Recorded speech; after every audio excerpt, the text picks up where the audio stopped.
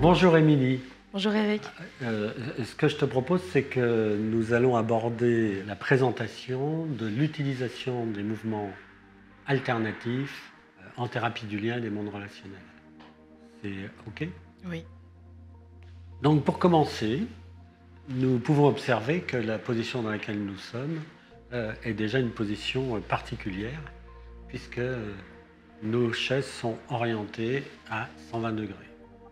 Est-ce qui va te permettre d'un côté d'utiliser et nous permettre d'utiliser le mouvement alternatif et de l'autre de permettre de pouvoir regarder dans l'espace entre nous d'un côté et de se regarder ce qui se passe, c'est-à-dire le lien entre nous de l'autre côté à travers le regard ou à travers le toucher. Ce que je vais te proposer pour dérouler comment on utilise les mouvements alternatifs en thérapie du lien et des mondes relationnels, c'est qu'on prenne un petit support, d'accord? Et on va prendre un petit support très, très simple qui va être de faire venir là maintenant le souvenir d'un moment où tu as vécu quelque chose d'agréable. Ou tout simplement le projet de ce midi dont tu m'as parlé, d'aller rejoindre ton fils et de passer un bon moment avec ton fils. Ok. Ok. Je ne sais pas encore lequel je vais choisir entre le premier moment ou le deuxième moment, mais... D'accord. L'objet de proposer ce moment, c'est de permettre d'observer comment vont alterner l'utilisation des mouvements alternatifs avec les moments de débriefing et de feedback. Ok, donc pour commencer, ce que je vais te proposer, ça va être de demander à tes yeux de suivre le mouvement de mes doigts. Donc ce peut être suivre le mouvement de mes doigts ou, je peux le formuler autrement, demander à tes yeux de pousser sur mes doigts.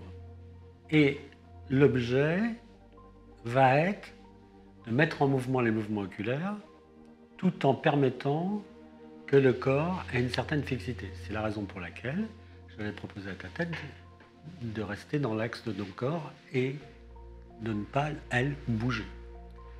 Donc vous pouvez observer que ça crée déjà une dissociation artificielle entre la partie du corps et les yeux. Et vous pourrez observer au fur et à mesure du temps que les mouvements oculaires vont mettre le corps en mouvement. Donc ils vont avoir un effet de défichement. Donc je vais te proposer, voilà, de fixer, et comme vous pouvez observer, on va démarrer par un point de fixation du regard. La fixation du regard est exactement semblable à la fixation du regard en hypnose. Et à ce moment-là, je vais déplacer de droite à gauche et de gauche à droite et créer une séquence de mouvements. Et que cette séquence de mouvements va venir se clore à nouveau au centre, où je vais faire un petit geste de fermeture pour montrer que cette séquence crée une forme. Maintenant, est-ce que tu peux prendre le souvenir qui vient ou ce que... D'accord.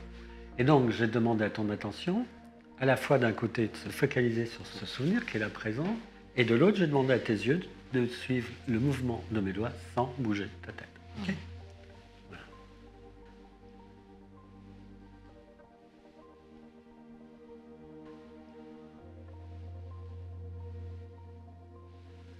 Voilà. Et vous pouvez observer qu'à ce moment-là, je vais pouvoir passer à l'autre séquence qui va être de te demander, Émilie, comment ça réagit chez toi. Ça réagit bien. Voilà.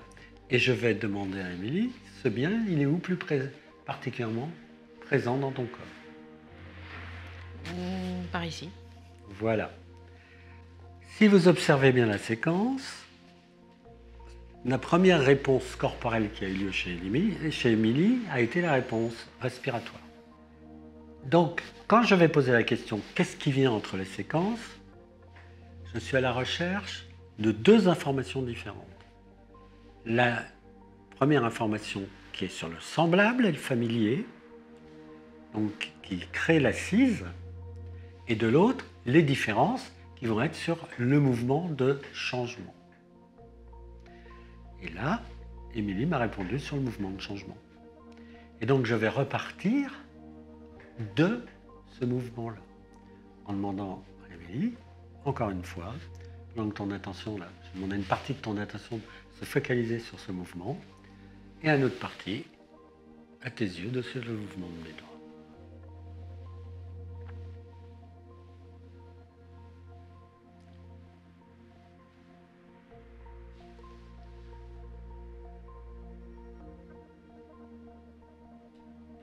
Voilà, très bien. Je vais là poser une question que j'aurais dû poser dès le départ à Émilie. C'est si la distance entre nous est OK pour toi, ou si la distance entre nous nécessite d'être ajustée. Moi, je serais bien un peu plus près. Est-ce que... Voilà. Et donc, à partir du moment où Émilie a rapproché sa chaise, je vais observer les effets chez moi, si c'est OK ou pas. Dès lors que c'est OK, je vais repartir en mouvement oculaire.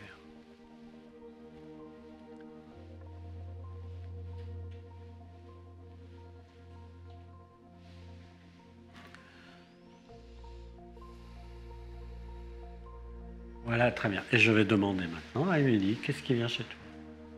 Après la respiration, c'est une forme de,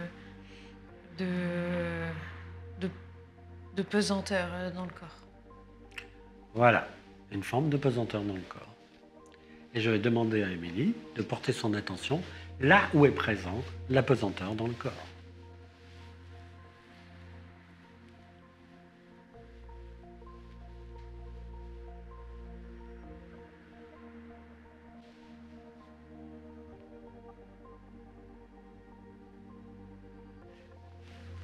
Et vous pouvez observer à ce moment-là que les effets dans le corps chez Émilie la font entrer dans son vécu intérieur. Et donc nous sommes en train de prendre là, très clairement, le chemin de la transhypnotique. Et même déjà, il peut y avoir chez toi, Émilie, des mouvements des yeux qui montrent que la fermeture des yeux va être proche. On est OK. On y va. Donc je vais ralentir les mouvements.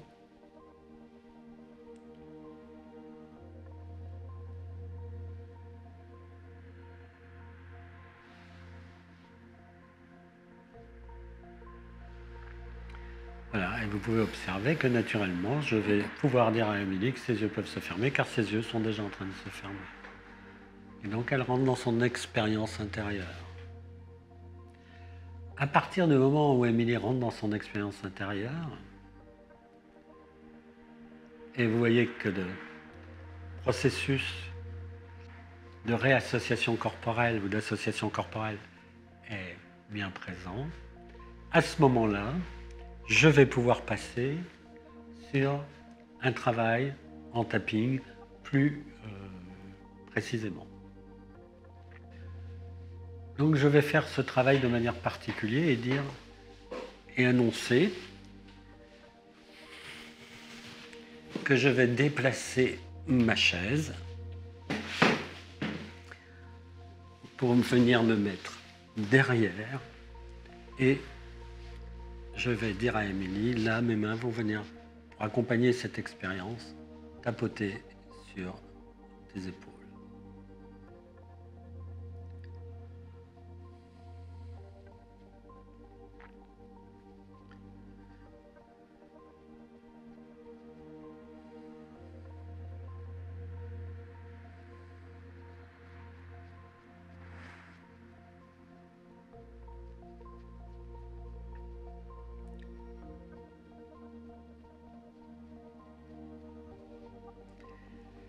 Et ce qui est important dans le travail avec le tapoting sur les épaules, c'est que ça va permettre d'alterner le tapping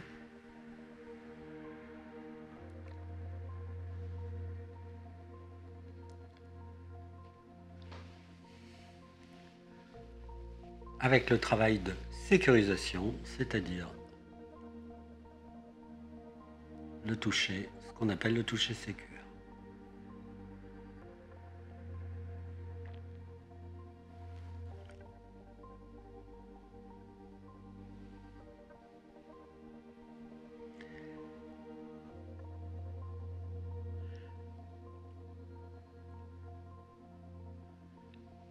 Je vais repartir en tapping.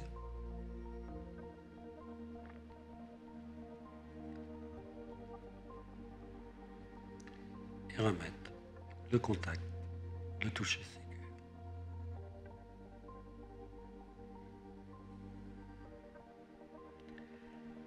Qui va permettre dans cet enveloppement à Émilie d'entrer pleinement dans cette expérience intérieure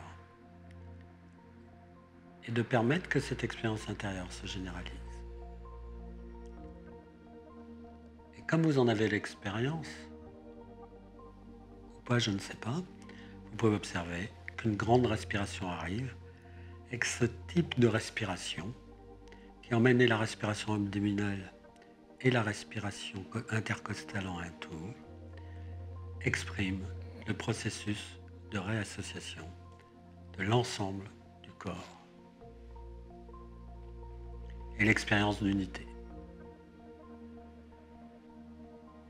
Et dans l'interaction entre le contact de mes mains et de ses épaules viennent des sensations de chaleur, de douceur, de fusion et de petits mouvements vibratoires. Voilà.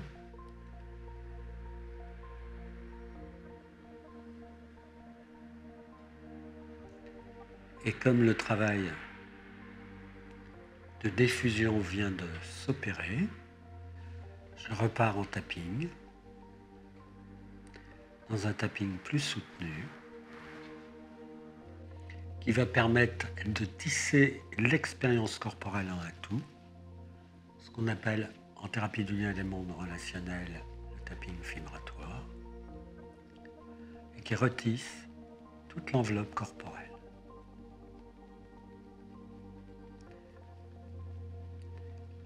Et en même temps, voilà, amène Émilie sur le chemin de la réorientation. Voilà. Très bien.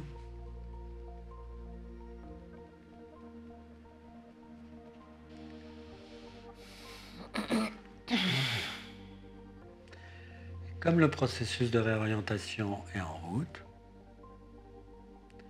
que vous pouvez observer que des images viennent à travers les vibrations des paupières, je vais pouvoir reprendre ma place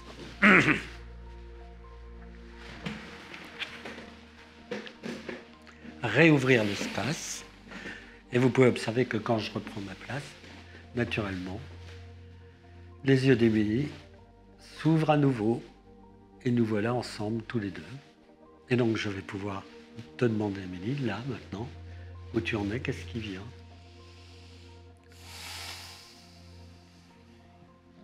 Bah, plutôt une bonne détente. D'accord. Je suis encore un petit peu en flottement, mais ça va. Est-ce que lorsque tu me dis je suis un peu en flottement, ça pourrait être utile que tes yeux se referment? Ou c'est OK? Non, c'est ok, ça va suivre son cours. Donc je peux te demander de réétirer, d'étirer Oui. et bien de te réorienter, car comme en hypnose, c'est très important dans le travail avec le mouvement alternatif, d'être attentif en sortie de séance, que la personne soit bien réorientée. Est-ce que c'est OK là que tu témoignes de cette toute petite expérience que nous venons de faire ensemble? Oui. Ce qui était intéressant, c'est l'ajustement au fur et à mesure de l'expérience et de sentir que tu sois présent ici ou derrière moi, à côté de moi, il y avait toujours vraiment une sensation, une perception d'énergie, de présence dans la relation. Donc même les yeux fermés, je sentais bien cette présence. J'avais le mot intention aussi qui venait. Donc je l'ai Et quand tu mets le mot intention, est-ce que tu peux préciser ce que tu mets dans ce mot? Je mets le... j'ai perçu une intention positive dans la présence. Bon, je vais dire ça comme ça, je vais le formuler comme ça.